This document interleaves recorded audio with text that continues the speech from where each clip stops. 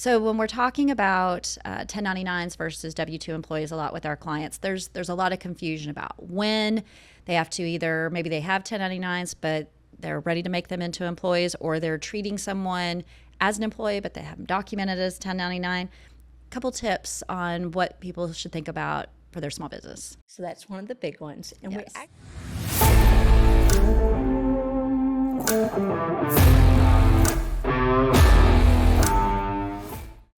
Welcome to Small Biz Connect, where we talk all things small biz. I'm Amy Reed, your host, director of the Galveston County and the San Jacinto SBDCs, and we are federally funded through the SBA and through the state of Texas. Today, we are joined by Sheba Gonzalez with the IRS, and we're just going to get right into it. So, Sheba, tell me a little bit about what your role at the IRS is. Okay, so my name is Sheba Gonzalez, and I am a Stakeholder Liaison with the IRS Communications and Liaison Division. A lot of people don't even know that that division even exists, but basically what my job is to build bridges between the IRS and communities. So we work with tax practitioner communities, small business communities, and nonprofit communities to make sure they understand their compliance requirements and that they are aware of the resources available to help them. So I think a lot of people hear IRS and they get a little scared. We were kind of talking before the show. So I think when they can put a face with the IRS, it helps. Like you've come out and you've taught some classes for us.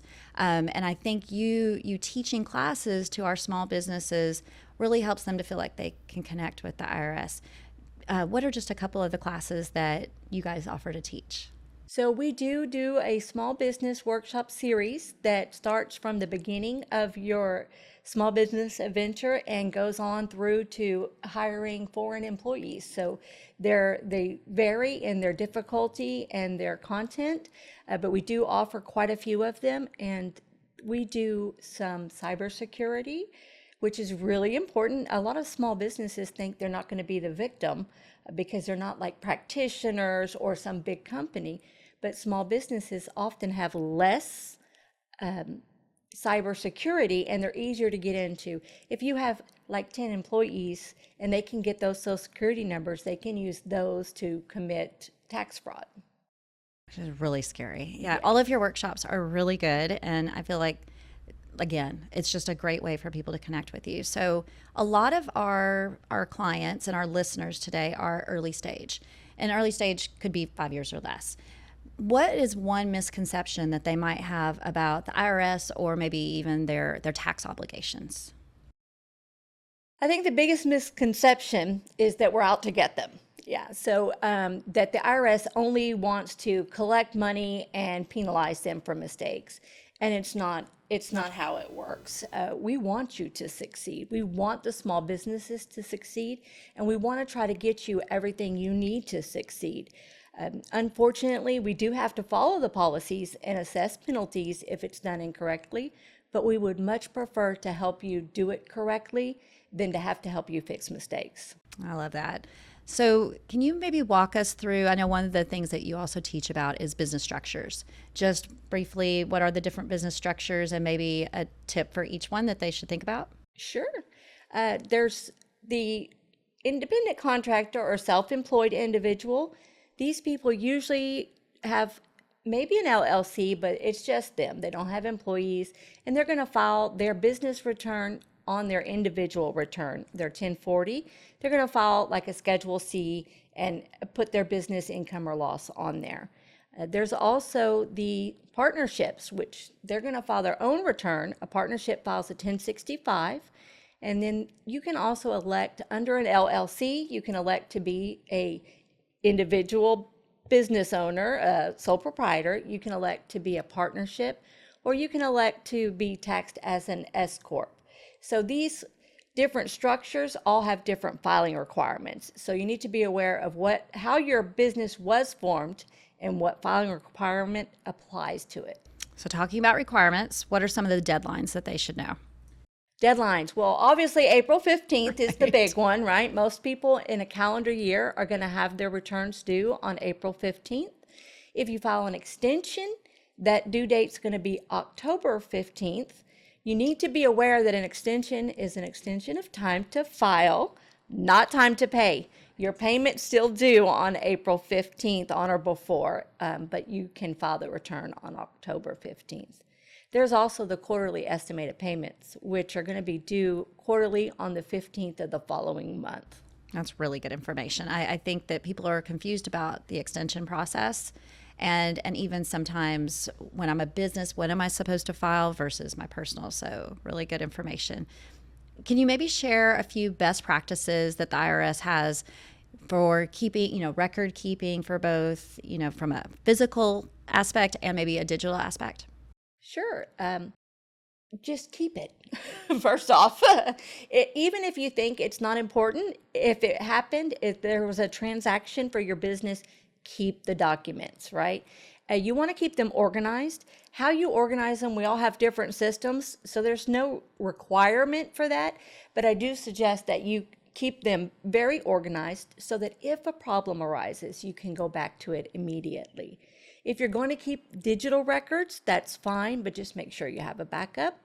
And even if you're keeping paper records, you might want to do a digital backup because sometimes, especially here, hurricanes happen and things get wet and we lose our documentation. So you still might want to have digital backups. The main thing is one of the favorite sayings at the IRS is if you didn't document it, it didn't happen. Right? So the main thing is keep it. Right? I think that is great advice. And we always say, when we're talking to our clients that they should be used to this is, hope for the best, but plan for the worst. Yes. So if we're going to talk about taxes, we have to kind of talk about deductions too. So are there any common deductions that maybe small businesses overlook? So one of the main ones that small businesses overlook is startup cost. I guess because the business wasn't actually open yet, they think that that's something that they just don't get to recapture. So that's one of the big ones, mileage and home office deductions. All of them can be deductible, but again, it's about documenting them and taking them properly. So you can go to, also, if you have any questions, you can go to irs.gov. There's a small business tax center, and you can look up exactly what's deductible and what's not. If you're unsure, make sure, but get it straight from the source. That's great information. We'll make sure that link is in the comments too. So when we're talking about 1099s versus W-2 employees a lot with our clients, there's a lot of confusion about when they have to either, maybe they have 1099s, but they're ready to make them into employees, or they're treating someone as an employee, but they haven't documented as 1099. Couple tips on what people should think about for their small business. So that's one of the big ones. And we Yes. actually have workshops on that too. Yes. I think you've been to one, right? So that is one of the big ones. To determine whether they're a independent contractor or employee, the key thing is control. Who has the control? Is it the independent contractor that has the control or the employer? So my favorite example is a plumber, right? When I call a plumber, I don't tell the plumber when to show up. I don't have any control over when he shows up. I don't give him the tools. I don't train him how to fix my plumbing, right? So I don't tell him how much I'm going to pay him. He's going to tell me, I'll be here during this window. If I'm lucky, he shows up during the window, right? And he's going to bring his own tools. He already has the experience. He's going to fix it, and then he's going to tell me how much I'm going to pay him. So he has control in that situation, and that's a clear indication of an independent contractor. On the other hand, if I hire an office assistant or an office worker, I tell her when to come in. She uses the equipment, the workspace, the telephone, the computer that I provide her, and I tell her how to do the work. I train her how to answer my phone calls, maybe even give her a script, right? So I, as the employer, have all the control, and that would make them an employee. I feel so validated. I use the plumber as the example, and I use the usually an office personnel as the. Okay, I feel much better about the things I've been saying. So let's kind of pivot a little bit, and let's talk about audit triggers. So, is there a common audit trigger that small business should think about so that they don't maybe get audited? There are a few. For small businesses, one of them would be the employment taxes. The IRS takes money that you hold in trust for your employees very seriously, right? So those taxes are taken very seriously. So if you're not depositing those trust funds on time, or if what you're reporting mismatches to what you're depositing, and that's a consistent mistake that you're making, it can put a red flag on your account. And then also, as far as the actual return, big swings in income or deductions, like major differences from your common return, that there's a big swing but without documentation, right? So a third party didn't report less income, but you did, or some similar situation where there's a big drastic difference, that might flag the account. Is there any protection by, or not, maybe not protection, but does it help to not be audited, say if you use a CPA versus, one of those services that are out there, or doing it yourself? Does that make any kind of difference? No difference whatsoever. Okay. So the system just looks at the return information. It doesn't look at who prepared the return. Okay. So. Also very good information. Yeah. There's a lot of misconceptions out there, so hopefully we'll clear some of those up today. So I've visited the IRS website many times. It's a little overwhelming. It's a government website, so just like ours, it can be a little overwhelming. So are there some key resources on the website that maybe people should know to go to for compliance? Absolutely. So it is a maze. And we are working to make that little less like a foreign language and a little more into layman's terms for small business owners to be able to read and understand what the compliance issues are. So the first key resource would be the self-employed or small business tax center. That's a go-to. When you get to the website, you'll have different links where whatever your particular issue is, you can go to it. We also have this small business online account now. I would absolutely recommend that you get into that, because you can make your payments online. You can see balances due. You can do all kinds of stuff that you couldn't do before. It's really come a long way, and it's helpful. Keeps you from having to call that line and sit on hold, right? So the business online account, I would definitely suggest they set it up. There's also an online tax tool that you can use for your tax situation. You can enter certain situations and it'll tell you if you qualify for a deduction or not, or a credit. So it's the online tax assistance, and it's great. So I would definitely recommend that one too. I need to check those out too. I don't think I've seen all of those. So right now, spam and fraud is a big thing. How will someone know if something that they've received is truly from the IRS? I've seen IRS text messages. I'm not saying that's the real IRS, because it's not. Emails, letters in the mail. How do we know what to believe is actually from the IRS and what is probably spam or fraud? So that's a big one. And we do have our IRS 30 dozen every year that tells people what the biggest scams are and to be on the lookout for it, which is something else you can get on the website. But as far as IRS impersonators specifically, the IRS has a very specific communication process. So we're not just going to call you and say, hey, you owe us this money. That's not how it happens. Originally, the first time you're going to get a letter that says you have a balance due, or a letter that says you're under examination and we need to talk to you, right? So you're not just going to get a phone call saying, give us money. We're also not going to ask for payment in strange ways, like gift cards or Bitcoins, or only through Zelle, or some specific way. We're not going to ask for payment that way. By the time a collections officer would call you, you've already dealt with at least 3 other branches of the IRS. You're aware of your tax debt, and you're aware of how much you owe and what your options are by this time. They're never just going to call you out of the blue and say you owe us money and we're going to call the cops. That's just not going to happen.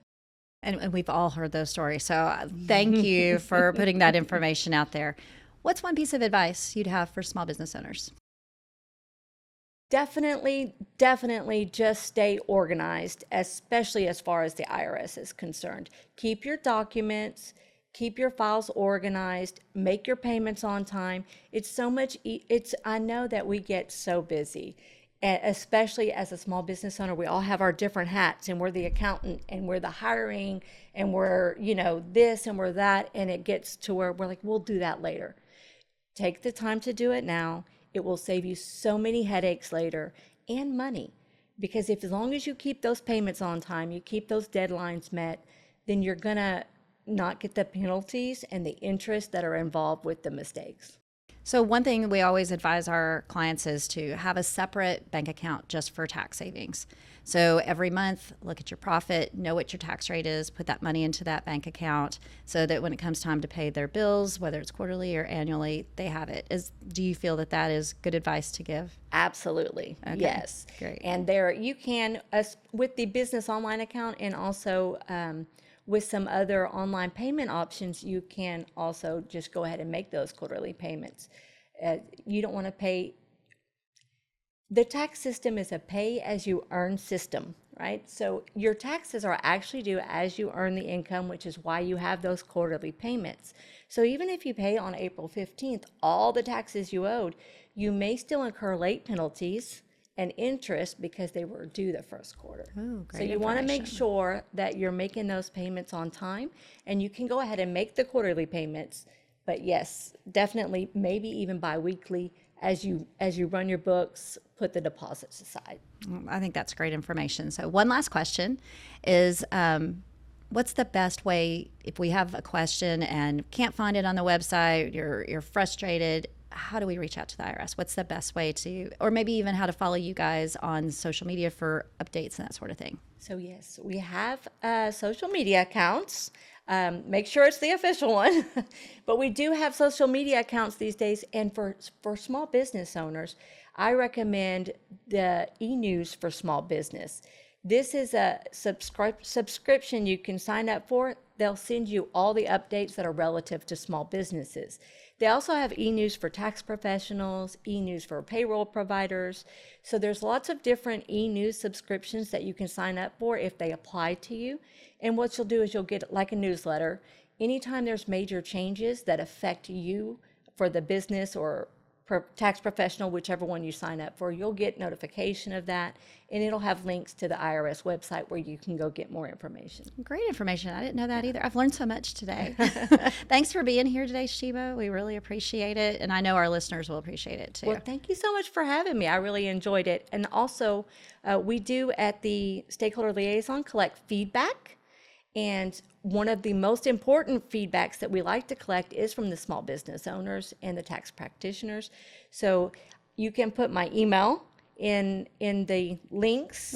If they do have any kind of feedback they'd like to give us about our IRS processes, procedures, and programs, I prefer good feedback, but we will take the other kind too.